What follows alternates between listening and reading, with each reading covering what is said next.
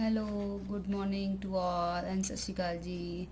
ਅੱਜ ਮੈਂ ਤੁਹਾਨੂੰ ਸਾਰਿਆਂ ਨੂੰ ਚੈਪਟਰ ਸੈਕਿੰਡ ਦੀ ਜਿਹੜੀ ਕਿ ਫਸਟ ਐਕਸਰਸਾਈਜ਼ ਹੈ 2.1 ਉਹ ਸੋਲਵ ਕਰਾਉਣ ਜਾ ਰਹੀ ਹਾਂ। ਠੀਕ ਹੈ ਜੀ। ਉਹ ਹੈਗਾ ਆਪਣਾ ਜਿਹੜਾ ਸੈਕਿੰਡ ਚੈਪਟਰ ਹੈ ਉਹ ਹੈਗਾ ਪੋਲੀਨੋਮੀਅਲ। ਠੀਕ ਹੈ, ਜਿਹਨੂੰ ਕਿ ਅਸੀਂ ਪੰਜਾਬੀ ਚ ਬਹੁਪਦ ਵੀ ਕਹਿੰਦੇ ਹਾਂ। ਠੀਕ ਹੈ, ਚਲੋ ਆਪਾਂ ਫਸਟ ਐਕਸਰਸਾਈਜ਼ ਸਟਾਰਟ ਕਰਦੇ ਹਾਂ।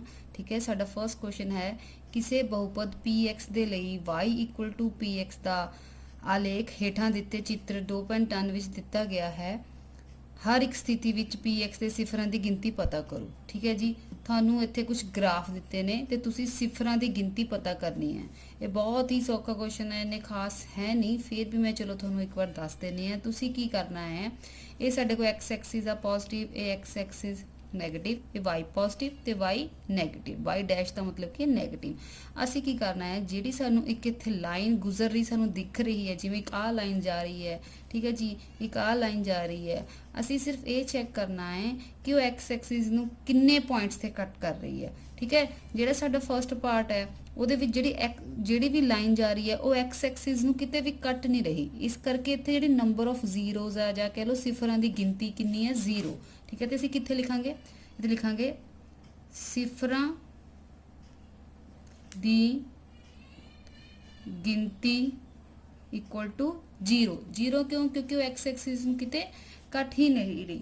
ਠੀਕ ਹੈ, ਜਿਹੜਾ ਆਪਣਾ ਸੈਕਿੰਡ ਪਾਰਟ ਹੈ ਉਹਦੇ ਵਿੱਚ ਦੇਖੋ ਧਿਆਨ ਦੇ ਨਾਲ, ਉਹ x ਐਕਸਿਸ ਨੂੰ ਸਿਰਫ ਇੱਕ ਪੁਆਇੰਟ ਤੇ ਕੱਟ ਕਰ ਰਹੀ ਹੈ। ਠੀਕ ਹੈ, ਉਸ ਤੋਂ ਬਾਅਦ ਇਹ y ਐਕਸਿਸ ਤੇ ਚਲੇਗੀ ਤਾਂ ਇੱਥੇ ਜਿਹੜੀ ਸਿਫਰਾਂ ਦੀ ਗਿਣਤੀ ਕਿੰਨੀ ਹੋਈ, ਸਿਫਰਾਂ ਦੀ ਗਿਣਤੀ ਇਕੁਅਲ ਟੂ 1। ਠੀਕ ਹੈ ਜੀ। ਜਿਹੜਾ ਆਪਣਾ ਥਰਡ ਪਾਰਟ ਹੈ ਉਹਦੇ ਵਿੱਚ ਦੇਖੋ x ਐਕਸਿਸ ਨੂੰ ਜਿਹੜੀ ਲਾਈਨ ਹੈ ਕਿੰਨੇ ਪੁਆਇੰਟ ਤੇ ਕੱਟ ਕਰ ਰਹੀ ਹੈ, 1 2 3। ਇਹਦਾ ਮਤਲਬ ਇੱਥੇ ਸਿਫਰਾਂ ਦੀ ਗਿਣਤੀ ਕਿੰਨੀ ਹੋਈ ਜੀ, ਕਿੰਨੀ ਹੋਈ ਜੀ ਆਪਣੀ ਸਿਫਰਾਂ ਦੀ ਗਿਣਤੀ? ਆਪਾਂ ਸਿੱਧਾ ਵੀ ਲਿਖ ਸਕਦੇ ਹਾਂ, ਸਿਫਰ ਇਕੁਅਲ ਟੂ 3। ਠੀਕ ਹੈ ਜੀ। ਇੱਥੇ ਚੌਥੇ ਪਾਰਟ 'ਚ ਸਿਰਫ 2 ਪੁਆਇੰਟ ਤੇ ਕੱਟ ਕਰ ਰਹੀ ਹੈ, ਫਸਟ ਐਂਡ ਸੈਕਿੰਡ। ਸੋ ਸਿਫਰਾਂ ਕਿੰਨੀਆਂ ਹੋਈਆਂ ਇੱਥੇ ਆਪਣੇ ਕੋਲ, 2। ਠੀਕ ਹੈ ਜੀ। ਇਸ ਤੋਂ ਬਾਅਦ ਜਿਹੜਾ ਆਪਣੇ ਬਾਕੀ ਦੇ 2 ਪਾਰਟ ਬਚੇ ਆ ਉਹ ਵੀ ਬਿਲਕੁਲ ਇਦਾਂ ਹੀ ਹੈ। ਠੀਕ ਹੈ, ਇਹਦੇ ਵਿੱਚ ਦੇਖੋ ਧਿਆਨ ਦੇ ਨਾਲ x ਐਕਸਿਸ ਨੂੰ ਕਿੰਨੇ ਪੁਆਇੰਟ ਤੇ ਕੱਟ ਕਰ ਰਹੀ ਹੈ, 1 2 3 4। ਇੱਥੇ ਮਤਲਬ ਸਿਫਰਾਂ ਦੀ ਗਿਣਤੀ ਹੋਈ 4। ਫਿਰ ਕਿੱਦਾਂ ਲਿਖਾਂਗੇ, ਲਿਖਾਂਗੇ ਸਿਫਰਾਂ ਦੀ ਗਿਣਤੀ ਇਕੁਅਲ ਟੂ 4। ਠੀਕ ਹੈ ਜੀ। ਔਰ ਇਸ ਕੁਐਸਚਨ ਦੇ ਵਿੱਚ ਕਿੰਨੇ ਪਾਰਟ ਤੇ ਕੱਟ ਕਰ ਰਹੀ ਹੈ, 1 2 3, ਤੇ ਦੈਟ ਮੀਨਸ ਸਿਫਰਾਂ ਕਿੰਨੀਆਂ ਹੋਈਆਂ ਆਪਣੇ ਕੋਲ, ਇਕੁਅਲ ਟੂ 3। ਬਹੁਤ ਸੌਖਾ ਹੈ, ਮਤਲਬ ਤੁਹਾਨੂੰ ਇਦਾਂ ਗ੍ਰਾਫ ਆ ਜਾਏ 1 ਨੰਬਰ ਦੇ ਵਿੱਚ ਆ ਜਾਏ ਤਾਂ ਤੁਹਾਨੂੰ ਪਤਾ ਹੋਣਾ ਚਾਹੀਦਾ ਵੀ ਉਹ x ਐਕਸਿਸ ਨੂੰ ਕਿੰਨੇ ਪੁਆਇੰਟ ਤੇ ਕੱਟ ਕਰ ਰਹੀ ਹੈ। ਉਹ ਜਿੰਨੇ ਪੁਆਇੰਟ ਤੇ ਕੱਟ ਕਰੂਗੀ, ਠੀਕ ਹੈ ਜੀ, ਉਹੀ ਆਪਣੀ ਸਿਫਰਾਂ ਦੀ ਕੀ ਹੋ ਜਾਏਗੀ, ਗਿਣਤੀ ਹੋ ਜਾਏਗੀ। ਠੀਕ ਹੈ ਜੀ। ਉਸ ਤੋਂ ਬਾਅਦ ਆਪਾਂ ਸੈਕਿੰਡ ਐਕਸਰਸਾਈਜ਼ ਸਟਾਰਟ ਕਰਨੀ ਹੈਗੀ ਹੈ 2.2, ਜਿਹਦੇ ਲਈ ਮੈਂ ਸਭ ਤੋਂ ਪਹਿਲਾਂ ਤੁਹਾਨੂੰ ਕੁਝ ਦੱਸਣਾ ਚਾਹੁੰਦੀ ਹਾਂ। ਠੀਕ ਹੈ ਜੀ। ਸਾਡੇ ਕੋਲ ਜਿਹੜਾ ਚੈਪਟਰ ਹੈ ਪੋਲੀਨੋਮੀਅਲ, ਜਿਹਨੂੰ ਕਿ ਅਸੀਂ ਪੰਜਾਬੀ ਚ ਬਹੁਪਦ ਵੀ ਕਹਿੰਦੇ ਆ, ਇਹਦੇ ਬਾਰੇ ਸਭ ਤੋਂ ਪਹਿਲਾਂ ਤੁਹਾਨੂੰ ਕੁਝ ਪਤਾ ਹੋਣਾ ਚਾਹੀਦਾ ਹੈ। ਸਭ ਤੋਂ ਪਹਿਲਾਂ ਤੁਹਾਨੂੰ ਪਤਾ ਹੋਣਾ ਚਾਹੀਦਾ ਲੀਨੀਅਰ ਪੋਲੀਨੋਮੀਅਲ, ਜਿਹਨੂੰ ਕਿ ਅਸੀਂ ਰੇਖੀ ਬਹੁਪਦ ਕਹਿੰਦੇ ਆ।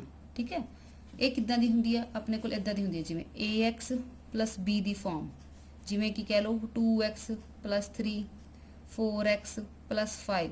ਮੀਨਸ ਜਦੋਂ x ਦੀ ਹਾਈਐਸਟ ਡਿਗਰੀ ਜਿਹਨੂੰ ਤੁਸੀਂ ਪੰਜਾਬੀ ਚ ਘਾਤ ਕਹਿੰਦੇ ਹੋ, ਹਾਈਐਸਟ ਪਾਵਰ 1 ਹੋ ਜੇ ਤਾਂ ਉਹਨੂੰ ਕਹਿੰਦੇ ਆ ਰੇਖੀ ਬਹੁਪਦ।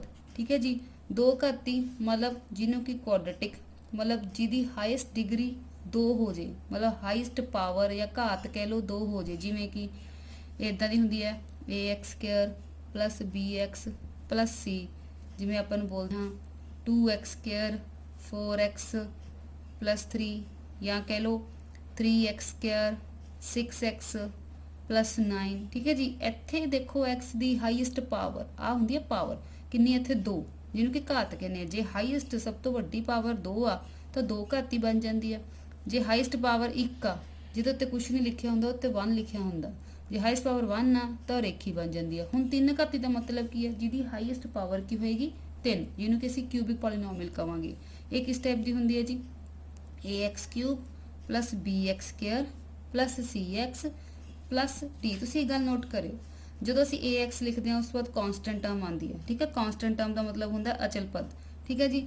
ਉਸ ਤੋਂ ਬਾਅਦ ਜਦੋਂ ਆਪਾਂ ਹਾਈਐਸਟ ਪਾਵਰ 2 ਦੀ ਗੱਲ ਕਰੀ ਤਾਂ ਆਪਣਾ ਸੀਰੀਅਲ ਆਰਡਰ ਚੱਲਣਾ, ਜਿਵੇਂ ਹਾਈਐਸਟ ਪਾਵਰ 2 ਆ, ਫਿਰ ਉਸ ਤੋਂ ਬਾਅਦ 1 ਆਊ, ਫਿਰ ਕਾਂਸਟੈਂਟ ਟਰਮ ਆਊ, ਠੀਕ ਹੈ।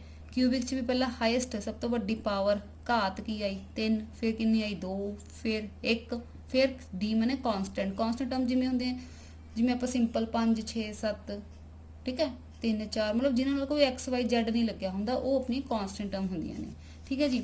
ਹੁਣ ਉਸ ਤੋਂ ਬਾਅਦ ਜਿਹੜਾ ਹੈਗਾ ਆਪਣੀ ਜਿਹੜੀ ਸੈਕਿੰਡ ਐਕਸਰਸਾਈਜ਼ ਆ ਉਹ ਕਿਸ ਟਾਈਪ ਨਾਲ ਬੇਸ ਹੈ, ਜਿਵੇਂ ਉਹ ਪੁੱਛਦਾ ਹੈ ਦੋ ਘਾਤੀ ਬਹੁਪਦ ਦੀ ਸਿਫਰ ਪਤਾ ਕਰੋ, ਸਿਫਰ ਜਾਣੀ ਕਿ ਜ਼ੀਰੋਸ ਪਤਾ ਕਰੋ, ਠੀਕ ਹੈ। ਤੁਸੀਂ ਕੀ ਕਰਨਾ ਹੈ, ਤੁਹਾਡੇ ਕੋਲ ਦੋ ਘਾਤੀ ਬਹੁਪਦ ਕਿੱਦਾਂ ਦੀ ਹੈ, ਤੁਹਾਡੇ ਕੋਲ ਹੈਗੀ ਆ ax² + bx + c ਦੀ ਫਾਰਮ ਦੀ, ਜਿਵੇਂ ਕਿ ਮੈਂ ਤੁਹਾਨੂੰ ਦੱਸ ਚੁੱਕੀ ਹਾਂ ਦੋ ਘਾਤੀ ਬਹੁਪਦ ਹੈ 2x² + 4x + 3। ਤੁਹਾਨੂੰ ਜਦੋਂ ਇਦਾਂ ਦੇ ਕੁਐਸਚਨ ਆ ਜਾਣੇ ਤੇ ਤੁਸੀਂ ਇਹਨਾਂ ਦੇ ਪਹਿਲਾਂ ਗੁਣਨਖੰਡ ਬਣਾਉਣੇ ਆ, ਜਿਹਨੂੰ ਕਿ ਅਸੀਂ ਫੈਕਟਰ ਵੀ ਬੋਲਦੇ ਹਾਂ, ਠੀਕ ਹੈ। ਤੁਸੀਂ ਇਹਨਾਂ ਦੇ ਗੁਣਨਖੰਡ ਬਣਾਉਣੇ ਆ, ਫੈਕਟਰ ਬਣਾਉਣੇ ਆ, ਉੱਥੋਂ ਤੁਹਾਡੇ ਕੋਲ ਦੋ ਫੈਕਟਰ ਨਿਕਲਣੇ, ਜਿਹਨੂੰ ਕਿ ਤੁਸੀਂ ਇੱਕ ਨਾਮ ਦੇਣਾ ਅਲਫਾ ਦਾ, ਇੱਕ ਨਾਮ ਦੇਣਾ ਬੀਟਾ ਦਾ। ਤੁਸੀਂ ਕੁਝ ਵੀ ਨਾਮ ਦੇ ਸਕਦੇ ਹੋ, ਤੁਸੀਂ a ਵੀ ਨਾਮ ਦੇ ਸਕਦੇ ਹੋ, b ਵੀ ਦੇ ਸਕਦੇ ਹੋ, ਪਰ ਜਨਰਲੀ ਆਪਾਂ ਹੁਣ ਬੁੱਕ ਦੀ ਗੱਲ ਕਰੀਏ ਤਾਂ ਬੁੱਕ ਵਾਲੇ ਅਲਫਾ ਬੀਟਾ ਦਿੰਦੇ ਆ, ਤਾਂ ਆਪਾਂ ਇੱਕ ਨੂੰ ਅਲਫਾ ਦੇਣਾ ਤੇ ਇੱਕ ਨੂੰ ਬੀਟਾ, ਠੀਕ ਹੈ। ਫਿਰ ਆਪਣੇ ਕੋਲ ਸਿਫਰਾਂ ਦਾ ਜੋੜ, ਠੀਕ ਹੈ, ਇਹ ਫਾਰਮੂਲਾ ਹੀ ਹੈ, ਤੁਸੀਂ ਯਾਦ ਕਰ ਲੈਣਾ। ਸਿਫਰਾਂ ਦਾ ਜੋੜ ਯਾਨੀ ਕਿ ਸਮ ਆਫ ਦੀ ਰੂਟਸ ਕੀ ਹੈ, ਅਲਫਾ + ਬੀਟਾ = -b/a, ਇਹ ਯਾਦ ਕਰਨਾ ਤੁਸੀਂ। ਤੇ ਸਿਫਰਾਂ ਦਾ ਗੁਣਨਫਲ ਯਾਨੀ ਕਿ ਮਲਟੀਪਲਾਈ ਕੀ ਹੈ ਆਪਣੇ ਕੋਲ, ਅਲਫਾ × ਬੀਟਾ = c/a, ਠੀਕ ਹੈ ਜੀ।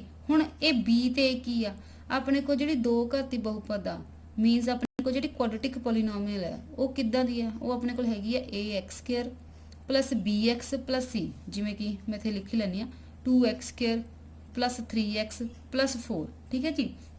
ਜੇ ਇਸ ਇਕੁਏਸ਼ਨ ਨੂੰ ਇਹਦੇ ਨਾਲ ਕੰਪੇਅਰ ਕਰੀਏ ਤਾਂ a ਆਪਣੇ ਕੋਲ ਕੀ ਆ 2, b ਆਪਣੇ ਕੋਲ ਕੀ ਆ 3 ਤੇ c ਆਪਣੇ ਕੋਲ ਕੀ ਆ 4, ਤੇ ਆਪਣੇ ਕੋਲ ਕੀ ਆ -b/a, ਤੇ ਹੁਣ ਆਪਣੇ ਕੋਲ -b ਕਿੰਨਾ ਹੋ ਜਾਊਗਾ 3 ਤੇ a ਕਿੰਨਾ ਹੋ ਜਾਊਗਾ 2, ਠੀਕ ਹੈ। ਤੇ ਇੱਥੇ ਮੈਂ ਸਾਈਡ ਤੇ ਕੀ ਲਿਖਿਆ x ਦਾ ਗੁਣਾਂਕ, ਠੀਕ ਹੈ।